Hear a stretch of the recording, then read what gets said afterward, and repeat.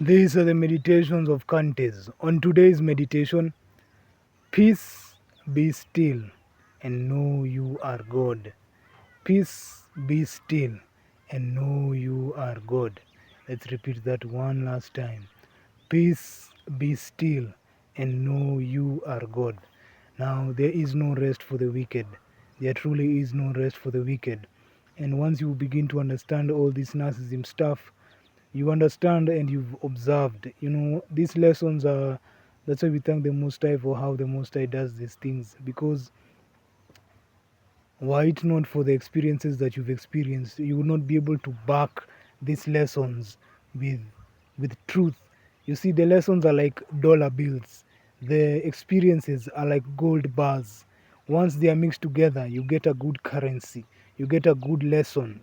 It's like now they are complaining about the currency is not backed by anything. It can be printed. Those are the lessons. That's I used to explain these things to other fellow narcs back in the day, and they would repeat what I've said, and I almost wanted to tell them, but I just it was too much, because they don't understand that the lesson is, it can only be impactful once it is backed by experience, and you and I and most others have the experience of what I'm about to speak about. Narcissists never have rest. I've already spoken about how they barely sleep. I mean, forget sleep, they just close their eyes. And let's repeat it once again. What do narcissists do? They close their eyes and wait for the morning. They never sleep. They wait till morning. They just go somewhere and stay and just look at the clock, because they cannot rest. Why can they not rest? Well, rest is something that only people with souls or spirits have, because rest is a dwelling inside yourself to be able to rejuvenate. Even when what we call as sleep, it's really you just staying in one place and you're not doing anything. So, how can you staying on the ground and you're not doing anything? How can this rejuvenate you? Why would you just staying on the ground, you're not doing anything, and then 10 hours, 8 hours, 6 hours, you wake up, your energy is back up again. It's an even more Sleep is more rejuvenative than even food. you know Once you have a good night's sleep, it's like you're back to 100% energy, even if you didn't have any meal. So sleep, the same concept of sleep where you're just staying on the ground, it's the same thing with narcissists. They cannot do that. They cannot just stay in one spot and dwell. Why? Because they don't know God. Who is God? Who is the soul? Is the soul that's inside you? That's God. Let me go even slower, because it's a profound download. When they say peace be still and know God, what they mean is, once you're in that state of calmness, once you're in that state of not just stagnation and not moving, once you're in that state of being inside yourself, you can then stay at the soul level. You can then begin to anchor yourself with the soul. The soul is really what anchors this physical body. Okay, if this physical body were it not for the soul, it would be like just the example that I've shared. It would be like a fiat currency. It would be something that can be printed over and over again. But because there is the soul is like the gold bar. It's the real mineral of the earth.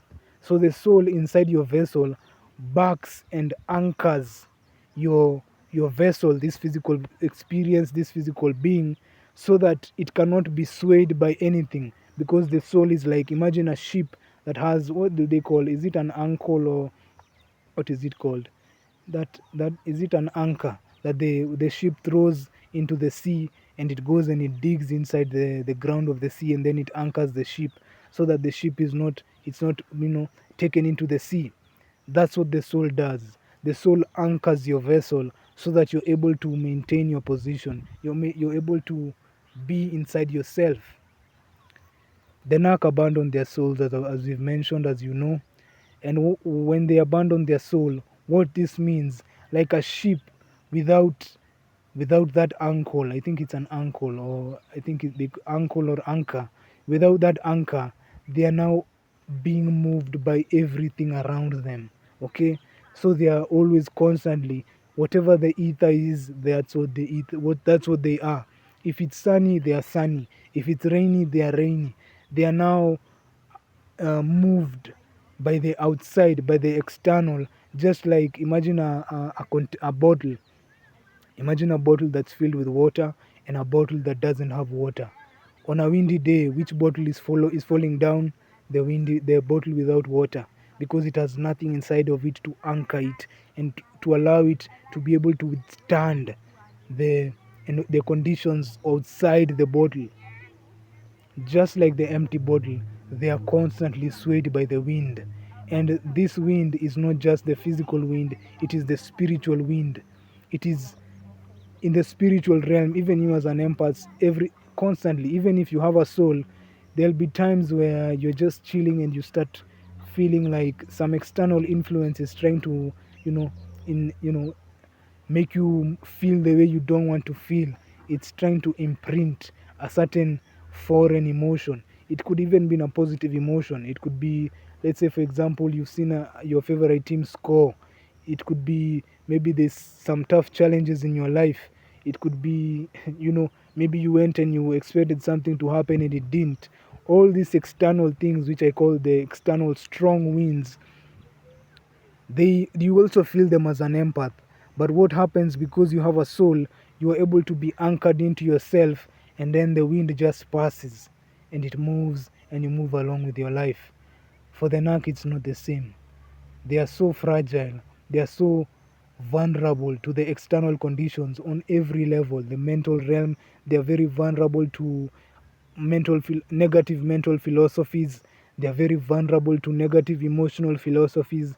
They are very vulnerable to negative spiritual, how would they call it, spiritual influences. That's how they are able to, that's how their vessel is always, all these entities and spirits are able to enter their vessel, because there's nothing there to anchor it.